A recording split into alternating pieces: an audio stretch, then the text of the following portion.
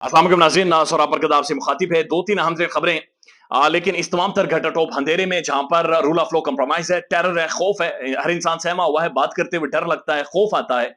उसके बावजूद भी तमाम तर लोगों की नजरें पाकिस्तान की अदालतों पर हैं। अदालतें लूली लंगड़ी हैं, अदालतें कंप्रोमाइज हैं, अदालतें भी डरी हुई हैं, अदालतें कंट्रोल्ड हैं और अदालतों को मैनेज करवा के फैसले दिए जाते हैं और ये पाकिस्तान की तारीख का एक हिस्सा है।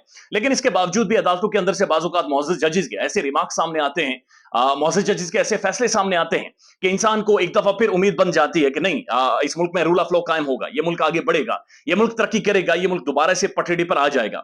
मैं किताब पढ़ रहा था बरतानवी साफी की, एनातोल लिवान की, पाकिस्तान हार्ड कंट्री। उसके अंदर ये बुनियादी आर्गुमेंट दे रहा है वो बरतानवी साफी, कि जब ये पाकिस्तान बना था, तो उनका ये ख्याल था, ये तज्जिया ऐसा मौजूद था, कि ये मुल्क 20 से 30 सालों के अंदर कोलैप्स कर जाएगा, ये 15-20 साल चलेगा और उसके बाद ये मुल्क चल नहीं सकता। आज पाकिस्तान तकरीबन 80 साल का होने वाला है। आज ये एक न्यूक्लियर स्टेट है। आज दुनिया का एक इंपॉर्टेंट तरीन मुल्क पाकिस्तान बना हुआ है।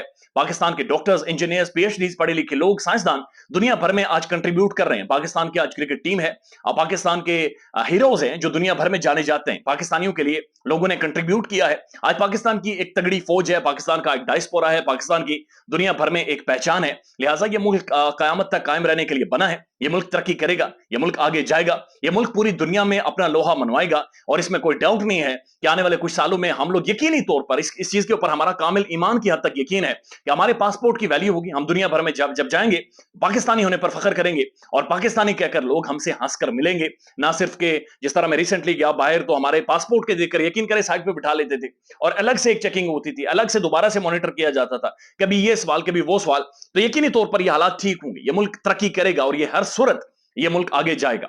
अब ये जो 2-3 फैसले हैं मुअज़्ज़ज़ जजेस के, ये बहुत इंपॉर्टेंट है। लेकिन उससे पहले ज़ाहिद गिशकोरी साहब का एक ट्वीट है, ये बड़ा इंपॉर्टेंट है, उनकी स्टेटमेंट है।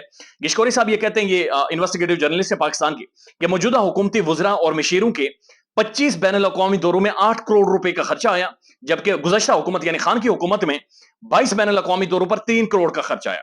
यानी कि इस वक्त 8 करोड़ रुपए ये मौजूदा हुकूमत के जो खाली इन्होंने 25 दौरों का एस्टिमेट किया है कि 8 करोड़ रुपए खर्च हुए और मेरी इतलात के मुताबिक तकरीबन ये 76 से 80 दौरे कर चुके हैं बैनुल-अक़वामी दुनिया के। ये सारे मिलकर यानी पूरी दुनिया एक दफा घूम चुके हैं।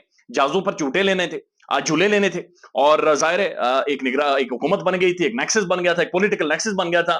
तो जिसे जितना मुंह को लगा उसने खाया है, उसने लूटा है, उसने मौजें मारी हैं, उसने हर तरह की मौज और अय्याशी मारी है। यानी जो कुछ इनके जितना हाथ लग रहा था, उसने कहा मैं अपनी जेबें भर लूं, ये मौका अब दोबारा से नहीं आना। चूंकि बाकी सब खान के पीछे थे और इन सब ने जितना जिसका हाथ पड़ा उसने बदकिस्मती से मारा है।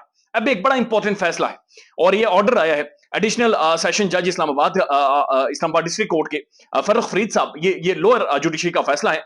इनका ये कहना है कि 9 मई के वाकयात पर इमरान खान के खिलाफ बनाए जाने वाले केसेस और शहादतें वो यानी जो वीडियोस पेश की गई हैं या जो ऑडियोज सामने रखी गई हैं और जो तस्वीरें शेयर की गई हैं, कि इमरान खान के खिलाफ बनाए जाने वाले केसेस और शहादतें जिनकी बुनियाद पर पाकिस्तान में प्रोपेगेंडा किया जा रहा है, ये सब मुज़ाहिका ख़ेज़ है।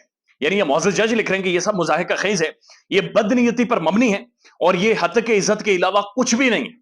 यानी ये सिर्फ इमरान खान की तज़दीक की जा रही है, सिर्फ उसके खिलाफ एक मुज़ाहिका ख़ेज़ केसेस बनाए जा रहे हैं, ये बदनीयती पर मबनी है और इसके अलावा कुछ नहीं है। यानी ये बड़े ज़बरदस्त क्रेडिबल जज हैं और इन्होंने इन सारे हालात में भी, इस सारे वाक़यात के दौरान भी एक स्टैंड लिया है। इन्होंने एक नया आर्गुमेंट पेश किया है, एक नई सोच सामने रखी है कि बराए मेहरबानी इसकी फेयर इन्वेस्टिगेशन करवाएं और जो हकीकी मानों में जो लोग अहम तरीन हसास इदारों तक पहुंचे, उनके गलों तक पहुंचे, उन लोगों तक पहुंचे, उन्हें वाक़तन सबके सामने लाएं। चूंकि ये एक लाइन पाकिस्तान के अंदर क्रॉस हुई है और ये लाइन जिन्होंने भी करवाई है, चाहे कोई भी है, हकीकी मानों में एक फेयर इन्वेस्टिगेशन करवाकर उसे इबरत की मिसाल बनाएं, उन सबको सामने लाएं, ना कि सिर्फ एक पॉलिटिकल विक्टिमाइजेशन हो और हुकूमत मिलकर जो खान के ऊपर मलबा डाल रही है या पीटीआई के ऊपर सब कुछ डाल रही है, वो सब चीजें निकालकर असल शरपसंदों तक पहुंचे कि वो कौन लोग थे, कौन अहमक लोग थे जिन्होंने हकीकी मानों में लाइन क्रॉस की है। ये तो जो एडिशनल सेशन जज हैं उनकी जानिब से ये एक ऑर्डर आया है।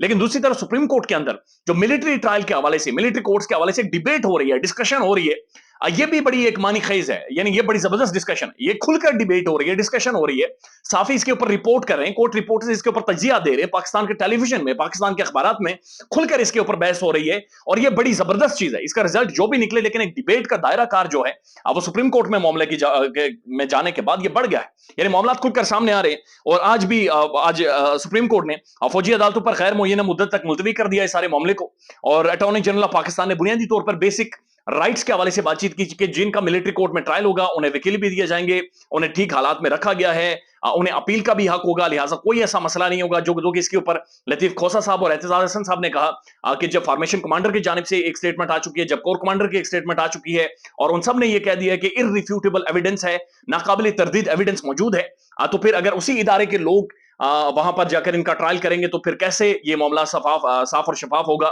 लिहाजा इस मामले को सिविलियन कोर्ट्स देखें, ना कि मिलिट्री कोर्ट्स देखें। इसी दौरान लतीफ खोसा साहब ने सुप्रीम कोर्ट में कहा कि इस वक्त जो हालात हैं वो मार्शल लॉ से भी बदतर हैं, यानी मार्शल लॉ में जो हालात होते हैं ये उससे भी ज्यादा बदतर है। हमने तो मार्शल लॉ में उस तरह के हालात नहीं देखे, मैं जाती तौर पर, हम फील्ड में नहीं थे, हम उस तरह से एक्टिव नहीं थे, हमने उन सारे हालात और वाकयात को पढ़ा है, सिर्फ देखा है, और इसे सुनने में आया है कि लोगों को सरेआम कोड़े मारे जाते थे, लोगों के घरों में घुसा जाता था। लेकिन अब भी लोग जो मार्शल लॉ के दौरान विक्टिम रहे हैं वो अब भी ये आर्गुमेंट कर रहे हैं कि ये जो हालात हैं ये मार्शल लॉ दौर में नहीं थे। तो इस पर मुअज़्ज़ज़ चीफ जस्टिस ने कहा कि इस सूरत हाल का मुकाबला मार्शल लॉ के साथ हरगिज ना करें, अगर मार्शल लॉ लगा तो हम खुद इंटरवीन करेंगे। यानी सुप्रीम कोर्ट ये कह रही है कि अगर मार्शल लॉ के हालात बने या मार्शल लॉ लगा तो हम खुद इंटरवीन करेंगे और हम खुद मामलात को सॉर्ट आउट करेंगे। तो ये एक एश्योरेंस दी गई है, ये सुप्रीम कोर्ट की जानिब से डेमोक्रेसी को एक होप दी गई है कि पाकिस्तान के अंदर डेमोक्रेसी जो लूली लंगड़ी है, जो बची कुची है, 2-3% है, ये डीरेल नहीं होगी, ये मेंटेन रहेगी।